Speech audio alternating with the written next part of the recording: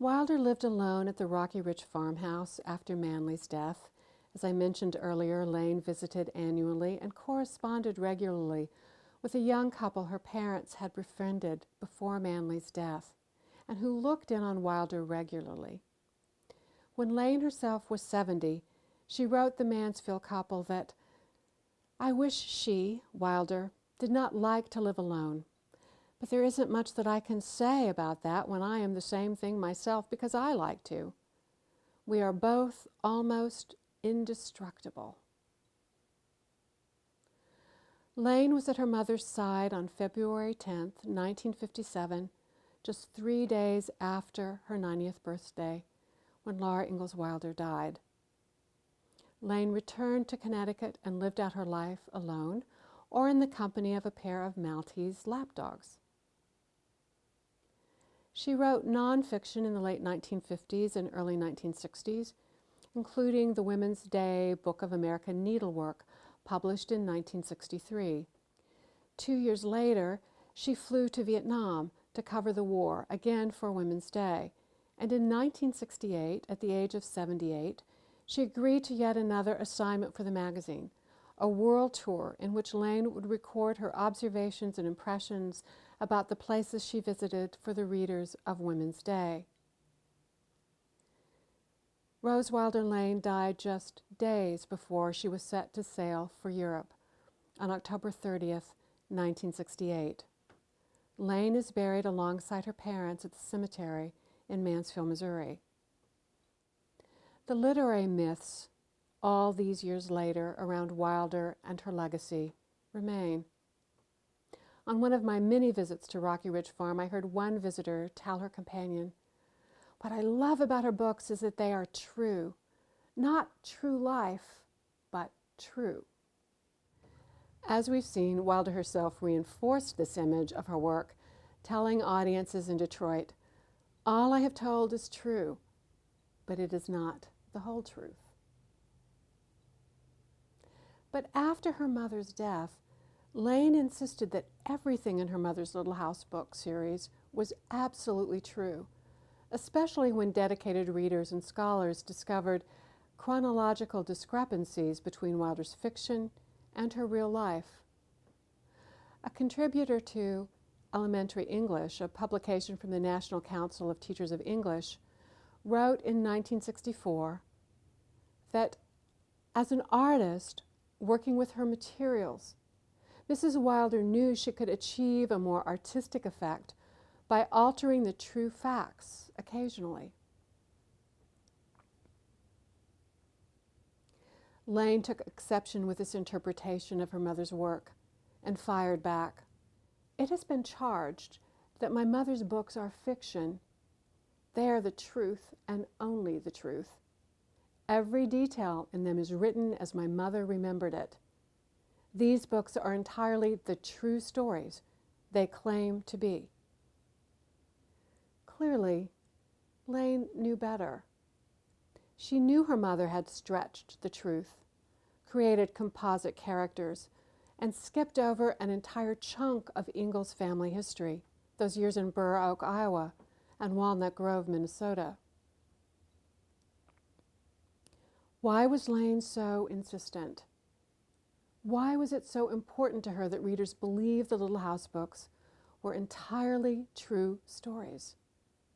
In this same letter, Lane provided a clue. A fiction writer myself, I agree that my mother could have added to artistic effect by altering facts, but she did not write fiction. For according to Lane, Wilder was not an artist. Lane was the artist in the family, the real writer of fiction. She was creative, altering the facts. Her mother, who wrote only the truth, was not creative. This controversy deepened in 1993 with the publication of the book The Ghost in the Little House, A Life of Rose Wilder Lane by William Holtz. Holtz maintains in this book that Rose Wilder Lane is the real author of the Little House books, that Wilder had very little talent and took no interest in the creative development of her novels. According to Holtz, Laura Ingalls Wilder simply wrote quick, amateurish rough drafts and sent them on to Lane, expecting her to single-handedly fix them. Holtz quotes selectively and persuasively from the correspondence between Wilder and Lane to build his case. He did not, however, address the routine revision process that occurs between a writer and an editor in American publishing, nor did he identify the correspondence between Wilder and Lane as editorial correspondence. Perhaps more importantly, Holtz did not address or acknowledge the differences in voice between Lane's published novels Free Land and Let the Hurricane Roar, although those two books drew on the same source material as the Little House series. Lane, in his view, had ghostwritten all her mother's books, and this deception undermined the integrity of not just Wilder's literary legacy, but of the books themselves. And yet, Wilder's Little House series survived, and so, for the most part, did Wilder's literary reputation. As the 20th century turned, new scholarship and interpretation of Wilder's work and life began to emerge. John Miller's books, beginning with his biography of Wilder, published in 1998, place Wilder firmly within a social and historical context. My biography about Wilder, published in 2007, focused on Wilder's writing life. The following year, Stephen Hines edited this book, Laura Ingalls Wilder, Farm Journalist, Writings from the Ozarks, a definitive collection of Wilder's columns for the Missouri Ruralist. Writers and columnists such as Wendy McClure focused on the pioneer lifestyle Wilder depicted in her books. Could a modern woman recreate or reinterpret the Wilder life for the 21st century? How would a 19th century lifestyle manifest itself today? Published in 2011, the book is irreverent, funny, and spirited. In 2012, the Public Broadcasting Network aired a special called Pa's Fiddle, which brought together musicians from across the country to perform the music and songs that play such an important role in the Little House books.